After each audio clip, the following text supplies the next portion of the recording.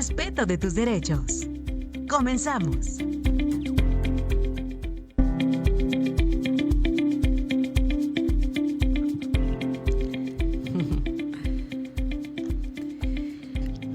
Hola, hola, ¿qué tal? Muy buenos días. Es un gusto saludarles. Bienvenidas, bienvenidos a este espacio por el respeto de tus derechos. Yo soy Vero Galindo, como cada martes. En los micrófonos también la maestra Charlín Ramos Hernández, ombudsperson en Baja California Sur. Bienvenida, maestra. Muy buenos días, qué gusto estar aquí con todas las personas que se unen para saber, conocer sobre sus derechos humanos, cómo protegerlos y por supuesto ahora con este tema tan interesante de cómo vamos avanzando como sociedad para la inclusión.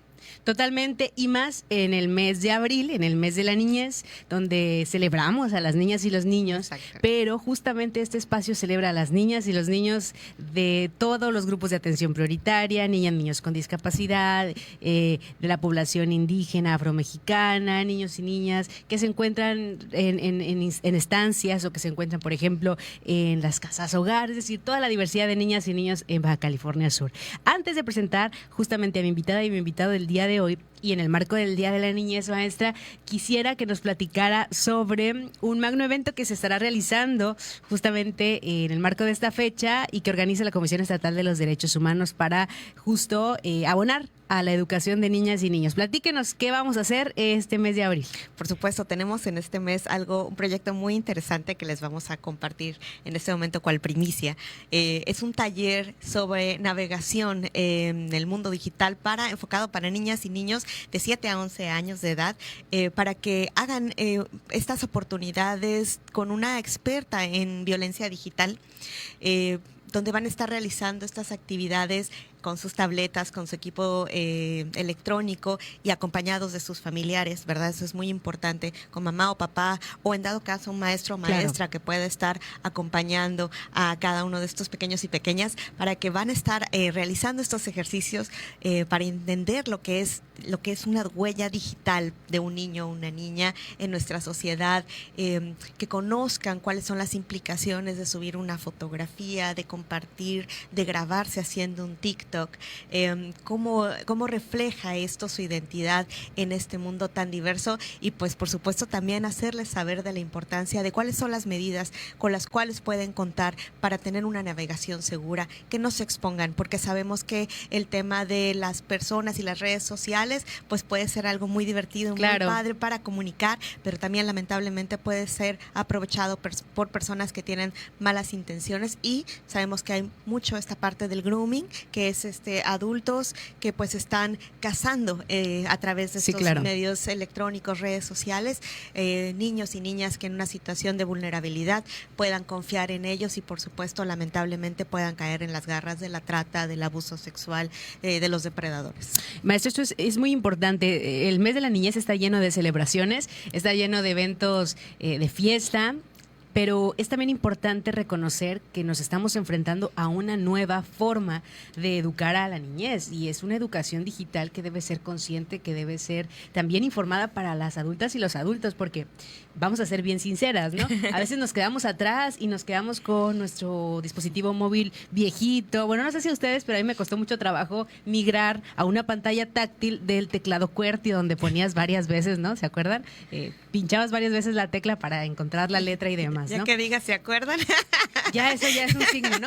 Entonces, hoy que los niños y las niñas parece que nacen con un chip integrado, es altamente peligroso justo que estén navegando sin supervisión, o que estén navegando con una supervisión parcial o poco informada, y que además, por supuesto, esto genere que estén en contacto con depredadores, empresas, redes de trata, o incluso quienes, lo veía hace poco en un reportaje, quienes piden videos. Es más, sin salir de casa, niñas y niños emiten videos incluso sin ropa, que son comercializados como pornografía infantil y demás, ¿no? Entonces, maestra, platíquenos. Este taller está enfocado en niñas y niños, pero es necesario que lleven a un acompañante, ya sea su maestra, su maestro o padre, madre de familia. Así es, tienen que ir acompañados de un adulto o adulta, porque evidentemente vamos a estar realizando actividades de alto impacto. Claro. Por eso es un taller, no es una exposición, no es una conferencia, no van a llegar a sentarse, no van a llegar a sentarse a un lugar a ver qué dice la que está hablando. Por supuesto que no, es para practicar, para justamente en ese momento vamos a abrir Google, vamos a checar cómo está el Facebook, vamos a hacer todas estas actividades que nos van a permitir, y la idea es justamente que permitan concientizar, sensibilizar a las infancias, nuestras infancias, los peligros de las redes sociales, que se revisen, que se busquen, que puedan identificar lo que implica y lo que significa una huella digital. Porque sabemos, por supuesto, que las niñas, niños y adolescentes tienen su autonomía progresiva y en ese mismo sentido van tomando decisiones a lo largo de su vida conforme les es la capacidad de hacerlo, ¿no? Por ejemplo, qué color me voy a poner hoy, qué ropa me gusta, si uso pantalón o uso falda, cómo me voy a peinar el cabello. Ese es el tipo de decisiones que al día, pues los niños y las niñas pueden tomar de manera completamente libre, y los adultos y adultas que estamos con ellos conviviendo, pues tenemos que respetar esa identidad y esa orientación. Sin embargo, llegamos a un punto donde hay situaciones que son mucho más delicadas, como lo es la interacción en las redes sociales, estar grabándose, subiéndose videos, accediendo a todo este contenido, realizando todos estos retos virales que sabemos que muchos de estos retos son peligrosos para sus propias vidas y su integridad física. Entonces, tener este acompañamiento de este adulto o adulta que va a estar acuerpándoles, además de, por supuesto, la comisión, además de aprendiendo, y con el acuerpamiento de la Comisión Estatal de Derechos Humanos en este espacio, que estará la expositora realizando todas estas actividades, pues es indispensable que esté el adulto o adulta que va a estar aparte de aprender, identificar si lamentablemente se diera alguna situación de alguna crisis o alguna contención, que en estos momentos sabemos, cuando realizamos estas prácticas, estos ejercicios, a veces los niños y las niñas van a abrirse a decir algo que pueda estar pasando. Por eso es tan importante que vayan acompañados y acompañadas de un adulto de su confianza plena, para que en esta situación, pues por supuesto, podamos llevar las labores de contención correspondientes. Maestra, ¿cuándo se va a llevar a cabo este taller? No va a interferir con las celebraciones del Día de la Niñez. ¿Dónde? Y sobre todo, ¿cómo inscribirnos a nuestra hija, nuestro hijo, nuestro primo, prima, y pues por supuesto nosotras como adultas? Por supuesto, será el 29 de abril de las 10 de la mañana a la 1 de la tarde en el Centro Cultural de La Paz, que está ubicado en la calle 16 de septiembre 120 en Colonia Centro. Tenemos ahí en redes sociales, van a ver un hermoso flyer, donde viene toda la liga para que se registren, pero por supuesto también pueden entrar a www.derechoshumanosbcs.org.mx y ahí mismo pueden entrar a tener toda esta información y realizar su registro. Es muy importante decir que es cupo limitado, por supuesto, entonces pues es importante que se inscriban lo más pronto posible para que no se pierdan el lugar.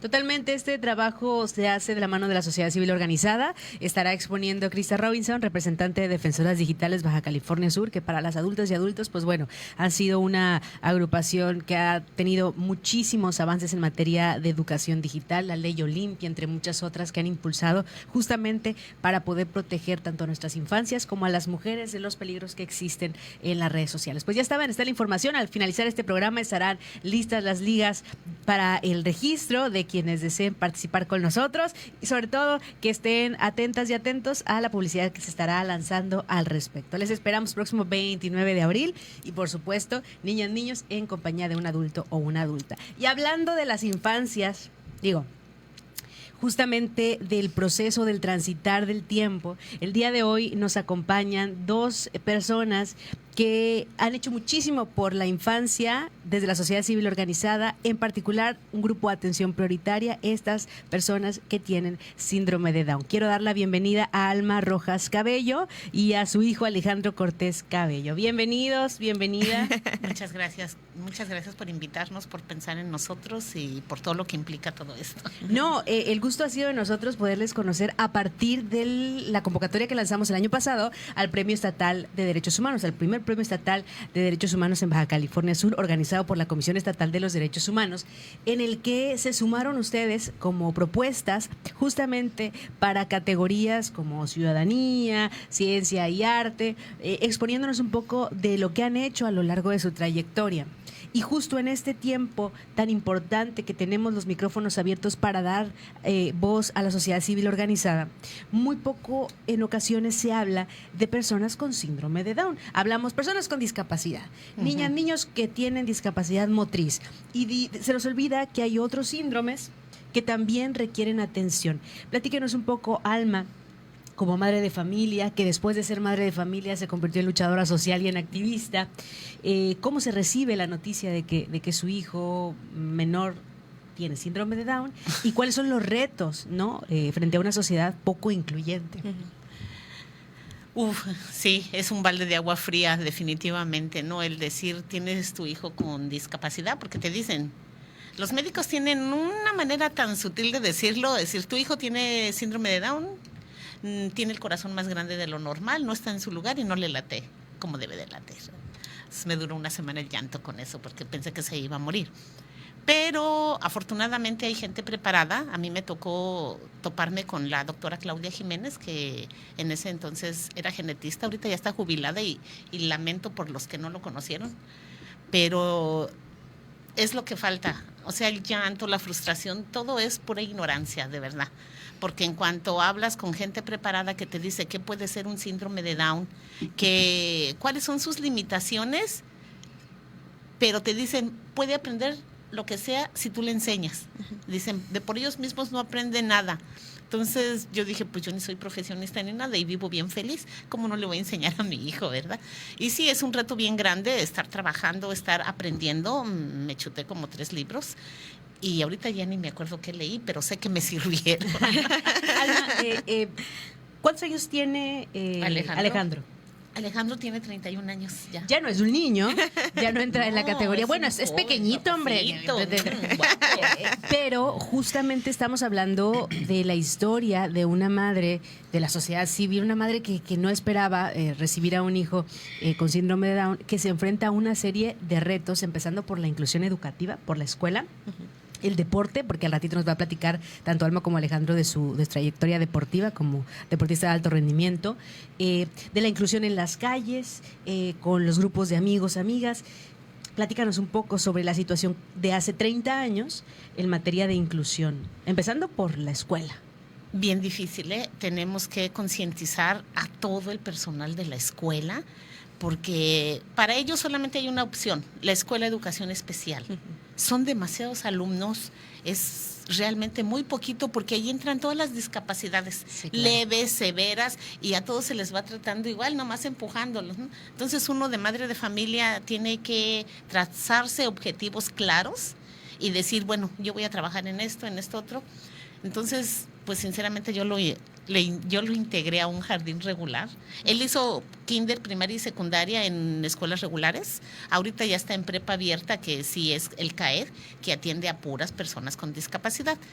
Pero sí fue un reto muy grande porque nadie tiene conocimiento de eso. Inclusive los mismos maestros de USAER les hace falta mucha capacitación, pero si uno de padre de familia está comprometido, pues empieza uno a trabajar con los maestros y a modificar temas y a cambiar conductas porque están desbalagados totalmente. Si a un chamaco regular batallan porque son traviesos, porque no hacen caso y todo, pues máxime alguien que tiene discapacidad intelectual, que el cerebro, que es el órgano rector de todo, está mal.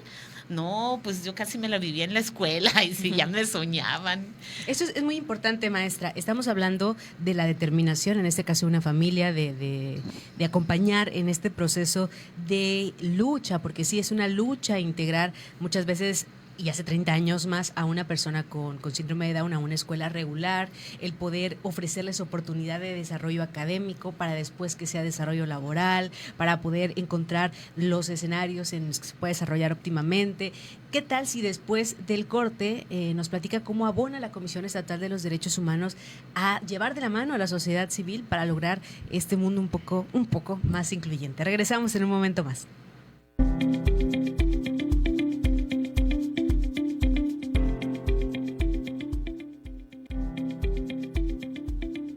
Estás escuchando Por el Respeto de tus Derechos.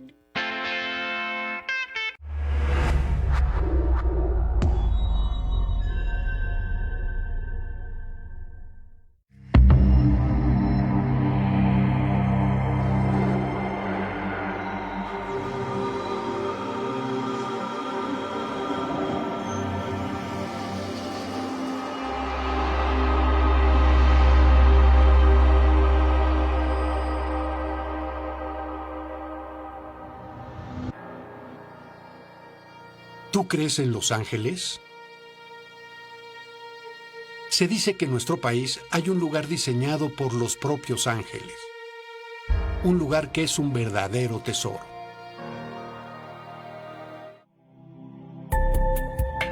En la pantalla y al aire. 40 de conexión. 30 años de emociones. Canal 8 y la radio de Subcalifornia. Las señales que nos unen.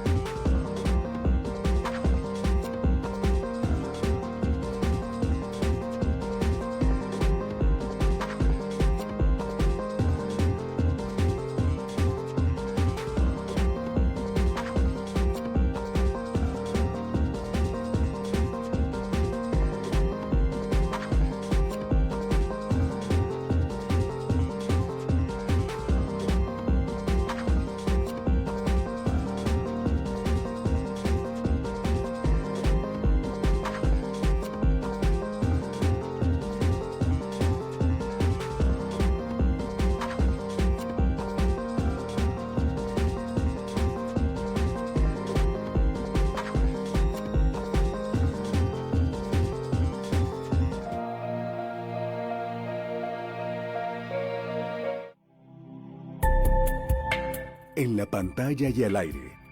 40 de conexión. 30 años de emociones.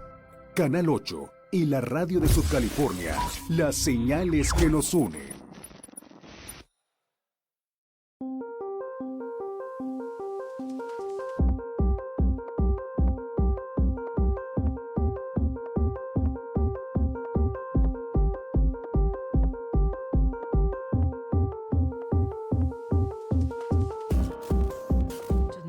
Diferentes discapacidades, voy a buscar, ¿no?, por mi lado, cómo brindarle las herramientas a mi hijo.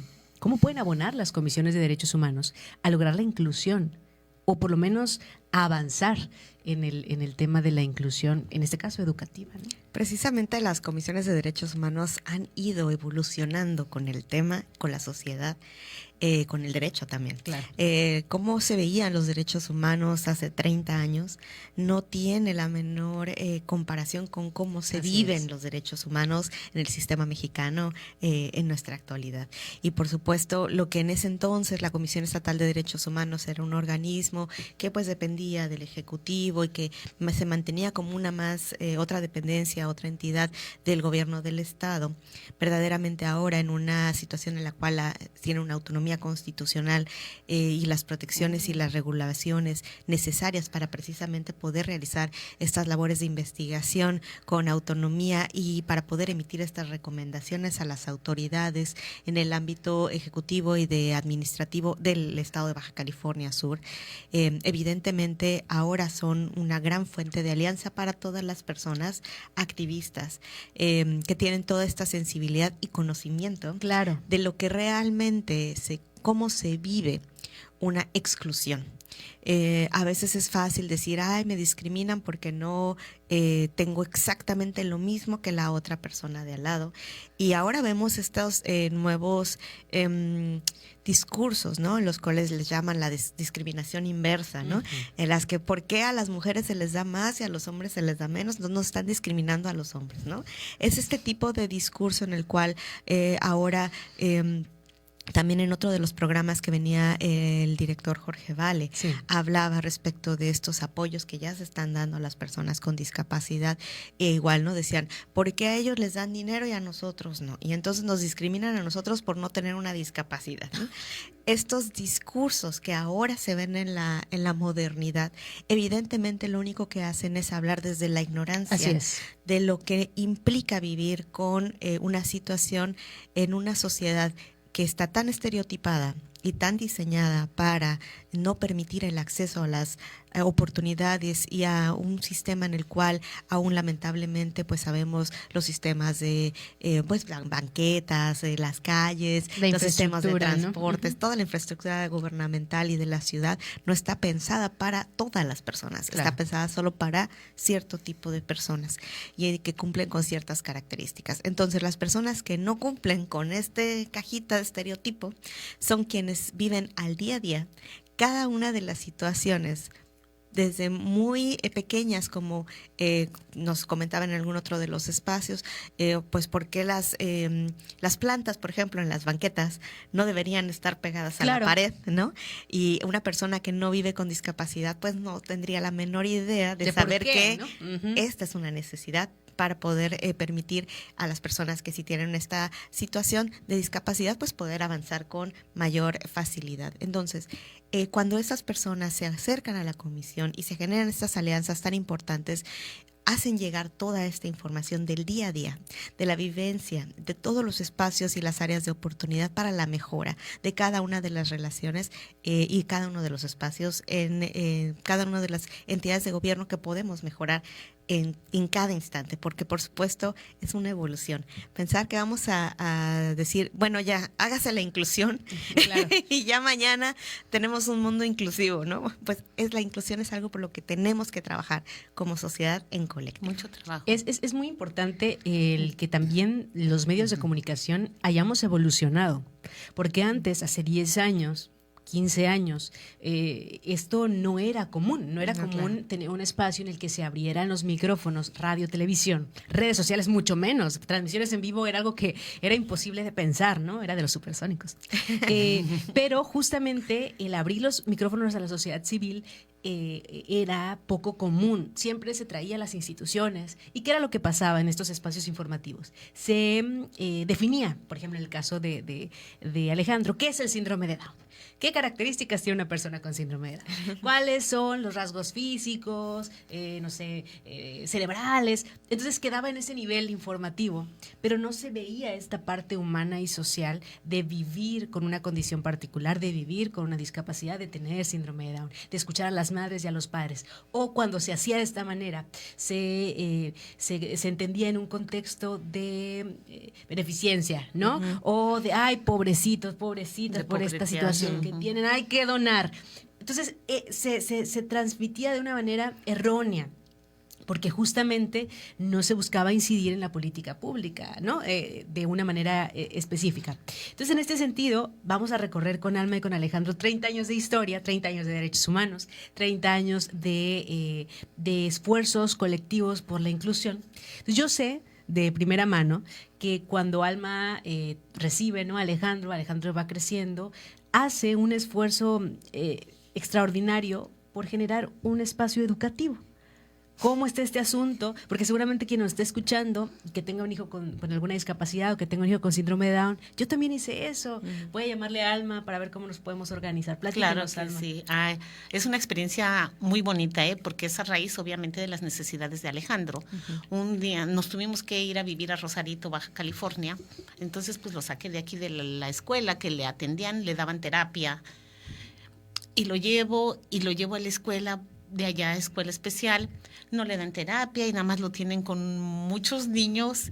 Un día llegó por él a las 12 del día y resulta que me dice la maestra que se la pasó todo el día abajo del escritorio mamándose el dedo y columpiándose. Dijo, no tuvo ganas. Y yo dije, no, es porque yo trabajaba con él en la casa. Entonces lo que hice fue pedir niños prestados de los vecinos de edad preescolar. Yo les dije, mira, sin discapacidad. Sin discapacidad, niños regulares. Entonces yo les dije a los papás, mira, yo les puedo enseñar porque yo tengo 2 hijos mayores que Alejandro y pues académicamente son muy inteligentes. Entonces, pues yo me quedé con sus programas de escuela. Le digo, yo les puedo enseñar a los niños, nada más dame chance de trabajar con tus hijos para que mi hijo los vea, nada más para que los vea. Entonces yo les daba clases de educación del medio ambiente, educación física, de cocina. Los niños son felices trabajando en cosas de cocina, dándoles la oportunidad de agarrar un cuchillo, de pelar, de hacer, de deshacer, de ensuciarse. Y yo veía la felicidad de los niños, pero veía también la felicidad de los papás. Estaban encantados. Yo se los pedí prestados para que Alejandro viera, pero estaban tan contentos que me dijeron que les cobrara porque sus hijos ya no podían estar en casa sin estar con nosotros. Fue algo muy bonito.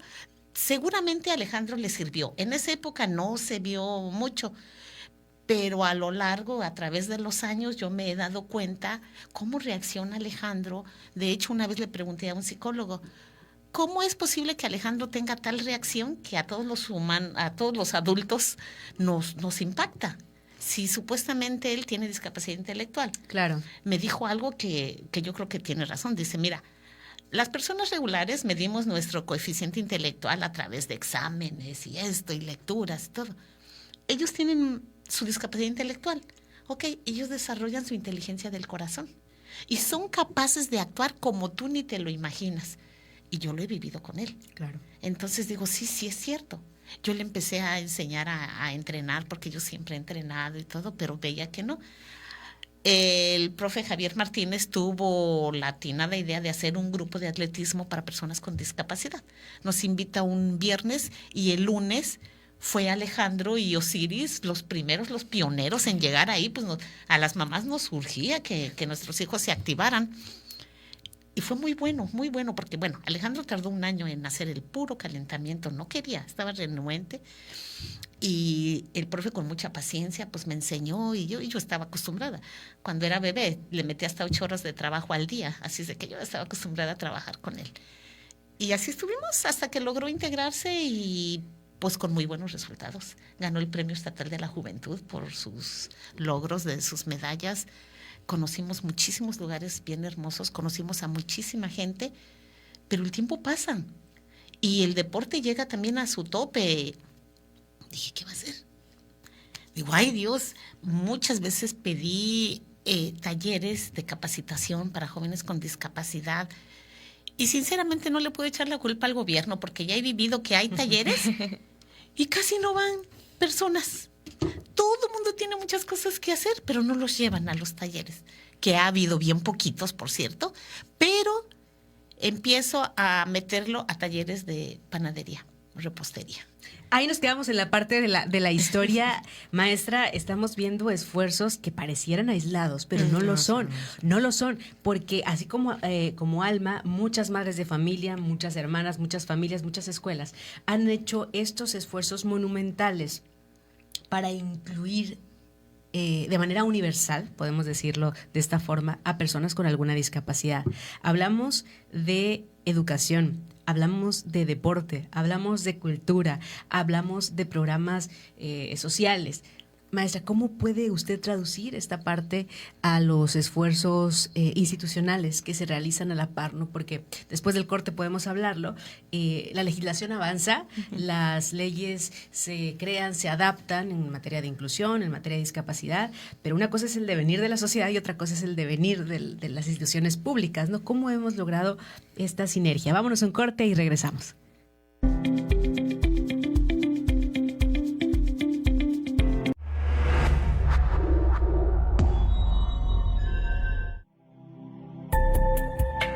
En la pantalla y al aire, 40 de conexión, 30 años de emociones.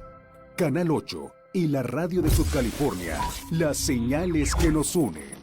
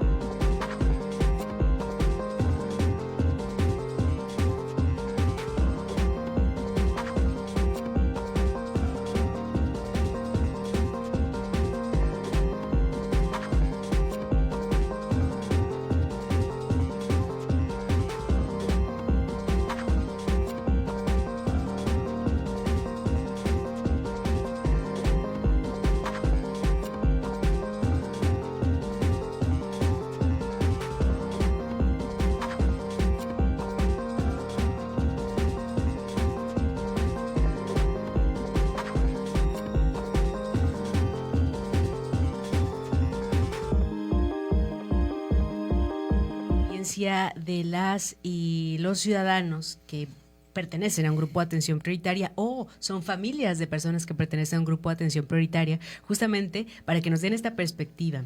Es válido el poder analizarlo desde la perspectiva institucional, pero queremos saber cómo beneficia, incide o cuáles son los retos que enfrentan las instituciones para poder sumarse, pues, al desarrollo de la sociedad. Platíquenos, maestra, después de escuchar estos esfuerzos tan importantes, pues cómo hemos ido avanzando en materia legislativa, en materia jurídica, en materia de derechos humanos, para alcanzar a la sociedad, porque eso es lo que se busca, alcanzarla. Por supuesto, y es que el mínimo indispensable en materia de personas con discapacidad también se ha ido moviendo. Hace muchos años, cuando empezaban las discusiones respecto de este tema, pues casi la barra era tan baja como concederles la calidad de personas, ¿no? Ah, claro. Porque comentábamos, pues se les tenía en condiciones deplorables, se les escondía de la sociedad, amarrados, en condiciones que verdaderamente no eran las mínimas indispensables de una persona con dignidad. Superado ese punto en el cual pues ya se les reconocía la calidad de personas, por supuesto, pues se movió un poco más la balanza, ¿no? La línea de la dignidad, y pues entonces entró en la parte de pues buscar espacios especiales, ¿no? Para un espacio, construir un espacio donde pudieran caber en nuestra sociedad casi la tolerancia, en el sentido de sí, claro. Está bien, te voy a dejar que existas casi sin violentarte, ¿no? En nuestra sociedad, y pues ahí medio de repente los veíamos como que en algún espacio especial por allá al fondo, ya sabías que ese espacio era el de los especiales, y pues no, si no quieres violentarlos, no te vayas para allá, ¿no? Casi en esa parte de permitirles existir en un espacio separado. Desde el lenguaje, ¿no? Ajá. Cuando se les consideraba personitas, personas especiales, con capacidades diferentes. Bueno, vuelan, ¿no? ¿Qué onda? Sí, claro, por supuesto. Y eventualmente pues también ya se mueve esa balanza, y ahora le estamos apostando a la inclusión. Ya no es que ellos busquen cómo adaptarse a nuestra sociedad, sino que la sociedad nos tenemos que adaptar para que quepamos todas las personas. Así es.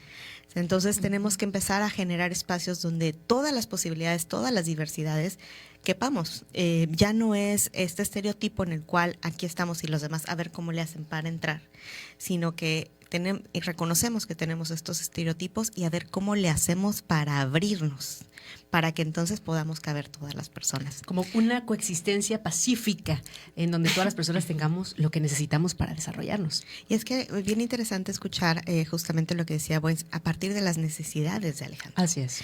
Eso es lo que importa, ¿no? O sea, cuáles son las necesidades que tiene él y sobre eso, ¿qué vamos a empezar a hacer para poder pues dejar atrás toda esta dinámica estereotípica, toda esta visión de nuestra sociedad, de este cuadrito del deber ser, ¿no? Así es.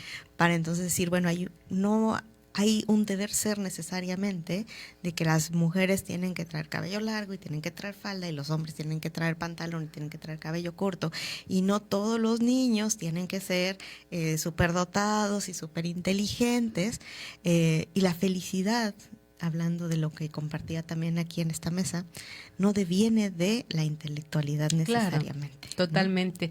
Y justo cómo es que también tenemos la presencia de Alma y Alejandro, porque lastimosamente, porque vivieron una situación complicada con una institución de salud y tocaron la puerta de la Comisión de Derechos Humanos. Alma, si nos pudieras platicar, si es tu deseo, de manera superficial, vaya, ¿cómo es que te enteras de la existencia del funcionamiento de la Comisión de Derechos Humanos, ¿no? Pues tristemente sucedió en una ocasión que mi esposo, que en paz descanse, ya era cliente frecuente del IMSS. Entonces, en una ocasión mis hijos mayores pues no vivían aquí en la ciudad y lo internan y me quedo en la disyuntiva. ¿A quién cuido? ¿A mi esposo o a mi hijo? Que tiene discapacidad y que en esa época estaba convulsionando, estaba en tratamiento. Ahorita ya está súper controlado, gracias a Dios. Pero bueno, entonces, la primera noche no me quedé y me hablaron de trabajo social, tiene que haber alguien cuidando al enfermo y todo. Ok, entonces al otro día voy y quiero llevar a mi hijo, pues él es lanzador de bala y disco, está súper fuerte y no lo dejan entrar, porque me dicen, no puede entrar porque tiene discapacidad. Y puede ser agresivo. Le digo, pero no es agresivo y él está más fuerte que yo. Claro. Dice, pues no. Alguien me dijo, vete a Derechos Humanos. Y yo digo, pero irán a hacer caso a esto, ¿no? Porque habiendo tanta problemática en un estado, que yo digo, pues no lo están... Sí lo están agrediendo directo, pero no de que lo están lastimando a él, ¿no?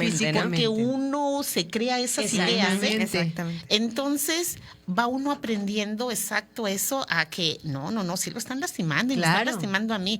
Entonces, gracias a Dios hice caso. Fui a Derechos Humanos, dije cómo había estado, quiénes habían sido, porque no habían sido los médicos, habían sido los guardias, los que están ahí cuidando las puertas. Y pues luego hablaron y todo y se arregló. Esto me pasó 3 veces.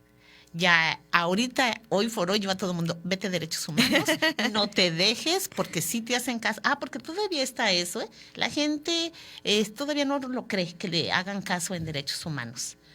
No sé, falta mucha difusión, credibilidad, falta, como yo, necesitarlo en un momento y acercarnos y ver que sí nos apoyan, que sí están pendientes, porque no nada más nos apoyan en ese momento. Al otro día me hablaron para corroborar si ya lo habían dejado entrar bien y todo. No, una atención de lujo, sinceramente, y yo digo, pues que a todo dar, que se estén dando estas cosas porque uno vive con más libertad. Claro. Además, déjenme decirles una cosa, que aquí en México... Sí, la Organización Mundial de la Salud tiene contemplados 250 discapacidades, y que el 15% de la población padece alguna. Me han dicho, ay, en Estados Unidos está bien padre, en Suiza bien padre, porque tienen sus espacios. Sí, gracias a Dios he tenido la oportunidad de estar en esos 2 países que me han presumido. Pero sinceramente a mí no me gustaría tener a mi hijo con discapacidad en esos países. ¿Por qué? Sí están muy padres sus instalaciones, pero están en una jaula de oro. No tienen oportunidad de estar interactuando con las demás personas. O yo me salgo del parámetro de mamá, no lo sé. Pero yo digo, aquí Alejandro tiene oportunidad de ir a talleres, porque yo lo inscribo con él y me voy. Ahorita estamos en taller de refrigeración. Y nadie me dice nada. ¿Por qué? Porque yo ahí estoy. fuimos a talleres así, de hacer nuestro pan, de ir a vender, de que él sepa que puede generar dinero, de que él trae dinero en su cartera Inclusión laboral. Para invitarme a comer, para comprarme Lo más flores. importante, por supuesto. Entonces, aquí tenemos una libertad bien fregona, de verdad, para hacer con nuestros hijos con discapacidad lo que nosotros querramos moldearlos. ¿Qué objetivos nos trazamos? ¿Cómo vamos a trabajar? Y sinceramente las instituciones, pues algunas desconocen, pero ya si uno está estudiando, no, mira, él tiene sus derechos y todo, Claro. y está respaldado por esta institución, por esto, se le abren las puertas, ¿eh? Totalmente. No, pues ya tengo a mi hijo, no voy a llorar. Yo les dije, tenemos dos vertientes, o nos la pasamos llorando y lamentando porque no nació como yo quería, o me la paso agradecida y diciendo gracias Dios porque tengo a un hijo. Y aquí está, y guapo, y sexy, el vato, y tiene lana, así es de que, Es empresario. pues me la paso contenta. Eso es lo más importante, el interés genuino y natural de una madre, de un padre de familia, de poder preparar, darle las herramientas a su hijo, a su hija, para la vida. Es también un trabajo de las instituciones de gobierno, centralizadas, descentralizadas, autónomas, porque los padres y las madres, las familias no son eternas. Entonces, es importante que las personas con alguna discapacidad y grupos de atención prioritaria cuenten con estas herramientas justamente para poder desarrollarse de manera óptima, aunque no estén presentes padres, madres o tutoras. Maestra Alma, Alejandro, justamente el ejemplo de Alma y de la queja que interpuso y de la solución que tuvo, ¿no? Por el diálogo, por la conciliación, es uno de tantos casos. La Comisión Estatal de los Derechos Humanos ha emitido recomendaciones respecto a personas con discapacidad, pero vamos a puntualizar porque en diciembre, de manera histórica, se emitieron 3 recomendaciones y es por eso que queremos presentarles a continuación un recuento y platicarles un poco sobre lo que es una recomendación para que, bueno, ustedes puedan conocer más del trabajo de la Comisión Estatal de los Derechos Humanos. Les invitamos a ver el estreno de este video y regresamos en un momento más.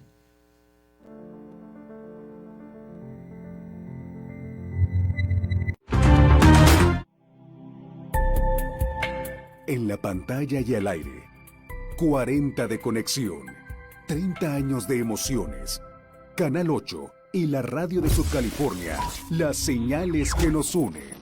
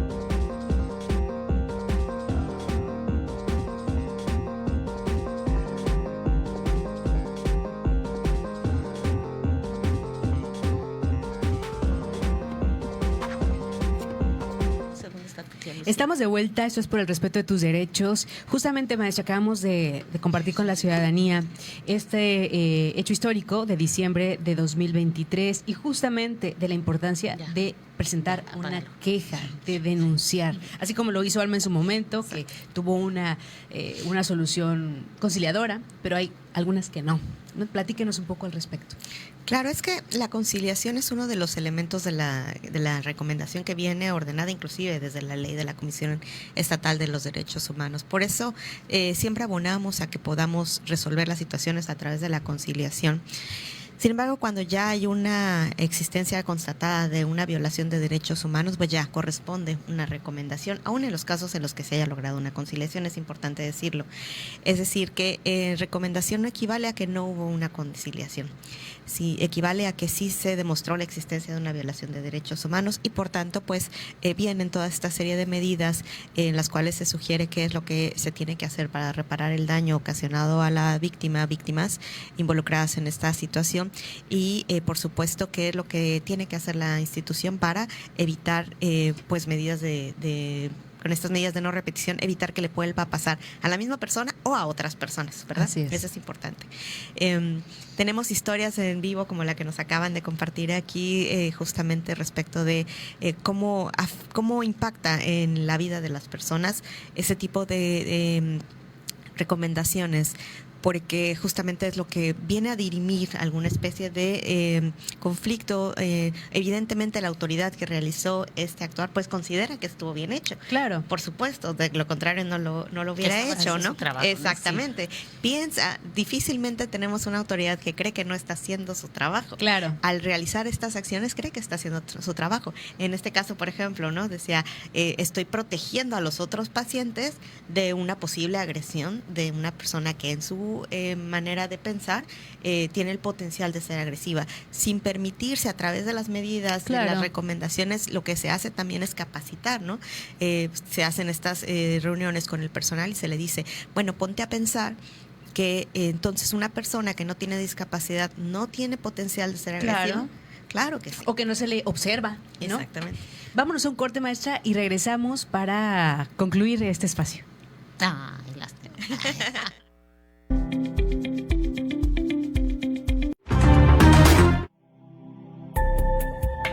En la pantalla y al aire, 40 de conexión, 30 años de emociones.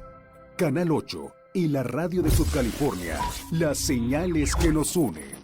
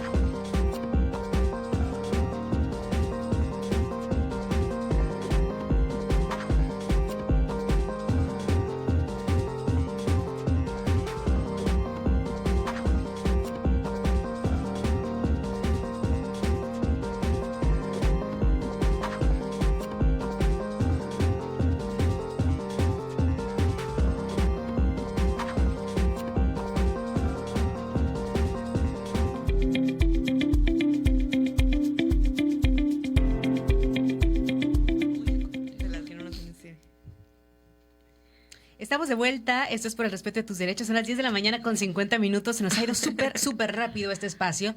Justamente platicamos de las recomendaciones, de cómo es importante acercarse a todas las instituciones, en especial, por supuesto, a la Comisión de Derechos Humanos, a quejarnos. Quéjese, de verdad, quéjese, presente su queja, denuncie. De esta manera podemos visibilizar todas estas omisiones o violaciones a los derechos de las personas por parte de las autoridades estatales y municipales y hacer algo, empezando por la capacitación y sensibilización, como decía la maestra, y finalmente pues para garantizar que estas acciones, que estos actos de la autoridad no se repitan.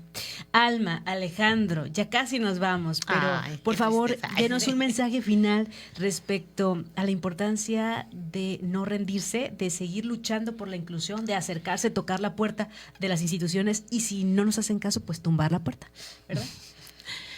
¿Qué les recomiendo a los padres de familia? Que no pierdan la fe, que sepan que todo lo que hagan cada día es importante para la vida de los hijos, no dejar cargas muy fuertes, porque al final de cuentas nos vamos a morir todos.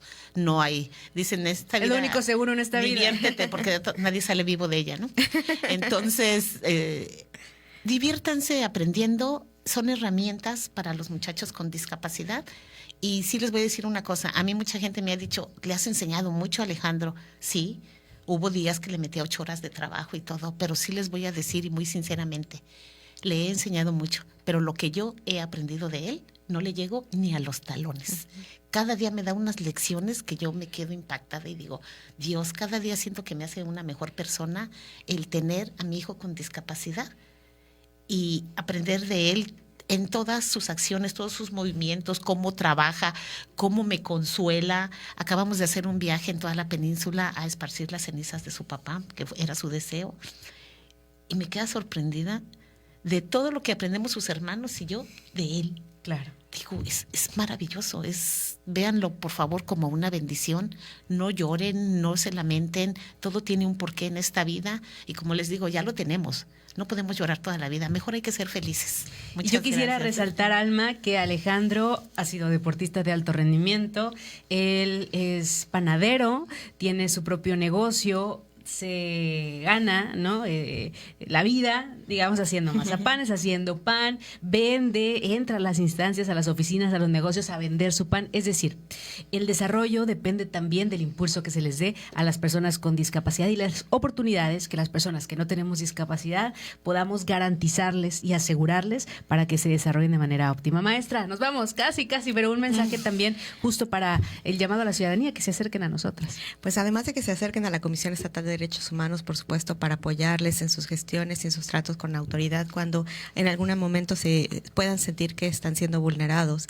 Pues el llamado a las madres y padres de nuestra sociedad a buscar la potencialidad de sus hijos y sobre todo respetarles para que sean felices.